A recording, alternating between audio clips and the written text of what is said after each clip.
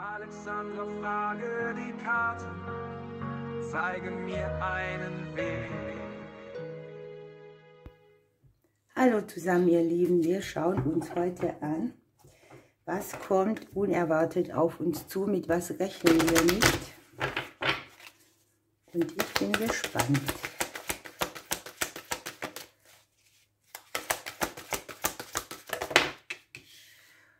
Die Überwindung von Hindernissen,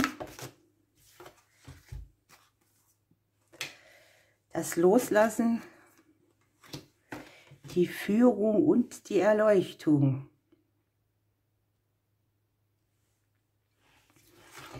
Wahnsinn. Schauen wir ein bisschen weiter.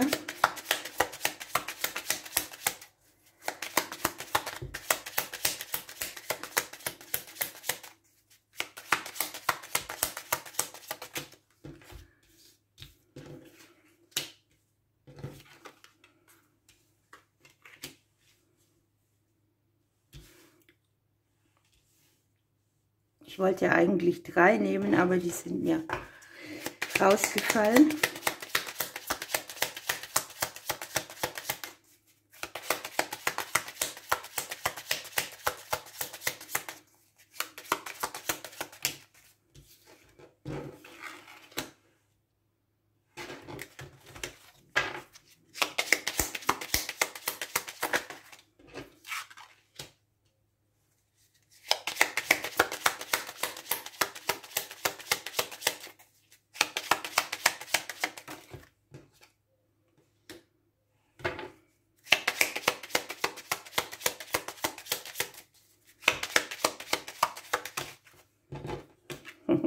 Guckt mal die Erleuchtung und dann kommt das Buch hier mit dazu, ne?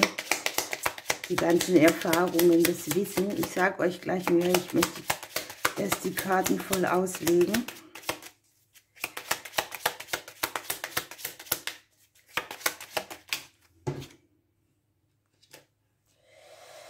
So, unterm Deck haben wir den Klee. Das ist mal sehr erfreulich. Die Glückskarte sozusagen. Wenn wir jetzt so gucken, ne, die Fragestellung ist, was kommt überraschend und unerwartet, mit was rechnen wir nicht. Und wir haben hier mit der Überwindung von Hindernissen das geflügelte Pferd dabei. Und das ist immer, wenn die Karte kommt, so ein Zeichen für eine spirituelle Entwicklung. Und am Ende haben wir hier die Erleuchtung, ne? Eine große Transformation und auch große Dinge. Und es geht darum, über Widrigkeiten einfach drüber hinweg zu fliegen, eine andere Perspektive einzunehmen. Und es kann sein, dass es auch Ereignisse sind, die so sind, dass sie eigentlich mit herunterziehen wollen, aber dass wir hier erfolgreich drüber wegfliegen können. Und da geht es ganz stark darum, auch sich nicht in Dramen von anderen einzumischen und einen tiefgehenden Wandel zu erwarten. Wir haben hier die Sterne, ne? Das ist die Glückskarte. Die Veränderungen, die hier liegen, die bringen vielleicht so ein bisschen Zweifel mit oder auch dieses Gefühl von, wie schaffe ich das, wie gehe ich mit Veränderungen um, aber mit den Sternen dabei haben wir einfach die Klarheit, das Glück und auch das gute Gelingen, ne? Das ist so die Grundaussage. Dann gucken wir weiter, hier geht es mit dem Herbst einmal um Ernte, aber man lässt auch etwas los. Hier ist es ein finanzielles Thema oder es ist dieses Thema, wie viel buttere ich immer rein, damit ich irgendwie zu einem Auskommen komme, zu einem Einkommen komme, dass alles gut ausgeht. Es kann ja auch um Finanzen des Gegenübers gehen, aber im allgemeinen Orakel denke ich immer, es geht hier um die Kraft in uns, die erschafft, die etwas auf die Erde bringt, die viel tut. Das Ganze hier hat sehr, sehr viel mit dem Thema, ich kontrolliere alles, ich habe alles in der Hand zu tun. Und es geht darum, dass man auch das nicht alles selbst erledigen muss, sondern Hilfe anzunehmen. Auch zu erlauben, dass man von oben unterstützt wird. Es ist auch so, dass der Schöpfer uns zur Seite steht und dieses Abgeben, dass alles in die richtigen Bahnen kommt, ne? Das ist hier auch so ein Ding. Das ist schwierig, eine Lernaufgabe, aber man kann das schaffen. Und es sind auch so Momente, wo man Kraft rausnimmt, ne? Wo man sagt, ich gebe irgendwo auf, ich lasse geschehen. Für mich ist gesorgt, das ist ja die zentrale Aussage hier. Und beim Herbst ist es ja sowieso auch die Zeit der Entschleunigung, der Besinnung, Ernte. Und dann tritt man sozusagen in den Winter ein. Und speziell hier geht es dann darum, dass wir unsere eigene Führung erkennen. Hier ist ja der Hirsch drauf mit dem Riesengeweih. Sozusagen der König des Waldes. Und es geht darum, Schattenthemen zu überwinden und die Führungsrolle im eigenen Leben übernehmen. Wenn wir jetzt hier über die Hindernisse hinwegfliegen, bestimmte Muster auch nochmal loslassen, sind wir vielleicht an dem Punkt, wo wir selber in der Lage sind, nach vorne zu treten, sich nicht im Hintergrund aufzuhalten, Verantwortung zu übernehmen, zu strahlen, zu leuchten, sich zu zeigen. Und es geht auch darum, dass man hier etwas vollbracht hat, mit dem man andere wiederum inspiriert, sozusagen Gleiches zu tun oder ein Sprungbrett zu sein für jemanden oder jemandens Traum.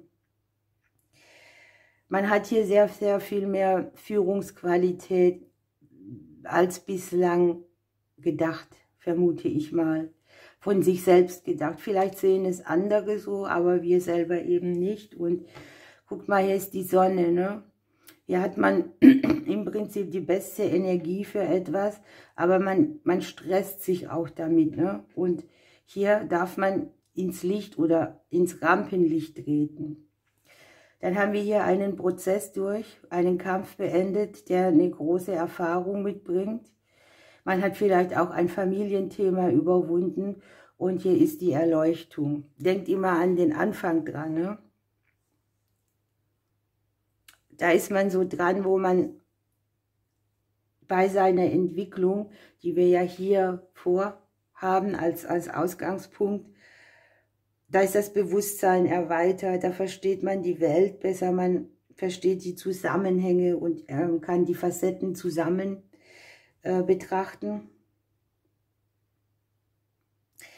Da hat man auch eine starre Perspektive irgendwo überwunden oder ein striktes Festhalten an Vorstellungen, ne, die man so vom Leben hat. Also das ist schon eine gewaltige Lektion. Das heißt auch im Prinzip, wenn ich mich ergebe, wird auch für mich gesorgt.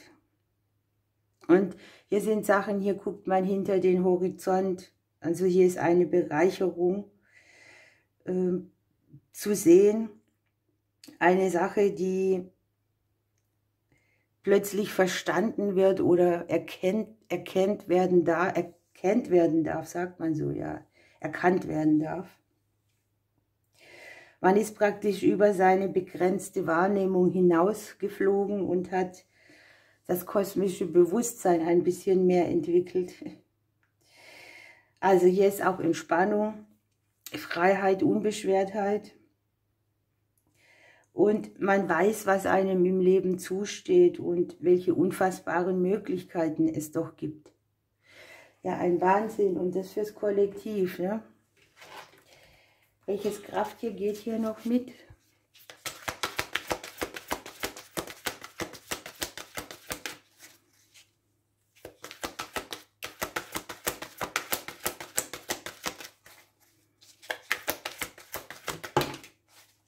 Der Kuckuck.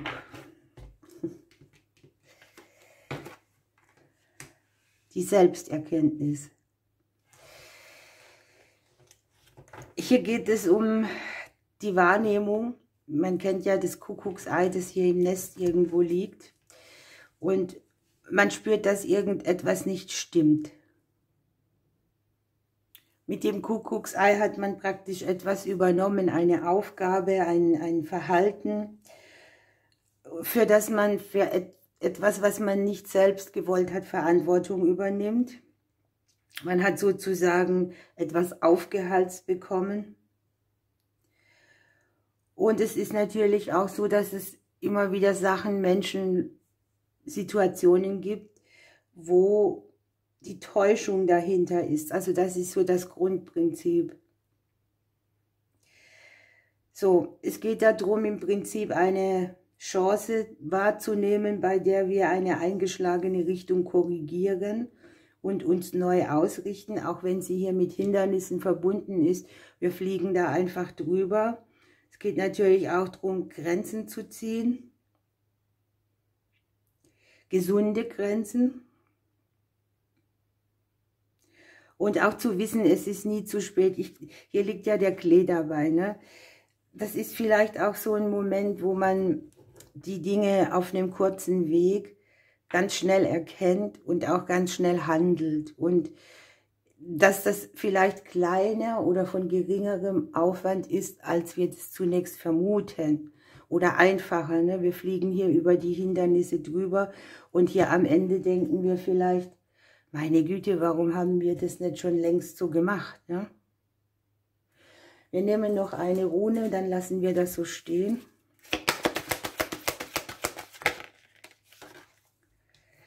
Der Fluss des Lebens ist hier angezeigt und da haben wir wieder das Thema Loslassen. Die Rune gehört zum Element Wasser. Hier sieht man einen Wasserfall drauf und zu allem, was mit Wasser zu tun hat, See, Meer, Fluss. Hier natürlich auch der Fluss des Lebens, das Fließen. Ein Reinigungsprozess auch und man ist hier in intensivem Kontakt mit seinen eigenen Emotionen, taucht in sein Inneres ein. Man verarbeitet hier auch sehr viel Emotionales und fliegt auch hier über seine Hindernisse hinweg, dass man einfach wieder dem Fluss des Lebens vertraut zurückkommt, dass Altes bereinigt ist und dass man weiß, Leben ist in Bewegung einfach auch, ne? Wenn die Rune kommt, hat man, und das ist vielleicht auch das Thema der Erleuchtung hier, viel mehr dieses Ding, dass wir verstehen, wir müssen nicht an starren Sachen festhalten, sondern wir können uns hingeben. Und wir können uns hingeben, aber wir müssen nichts beherrschen. Lassen uns mehr durchs Leben tragen und wir haben auch hier das Vertrauen, dass wir unser Ziel erreichen. Und was wollen wir hier mehr, ne? Also wenn das gelernt ist, glaube ich an sich, dass das Leben einiges leichter wird.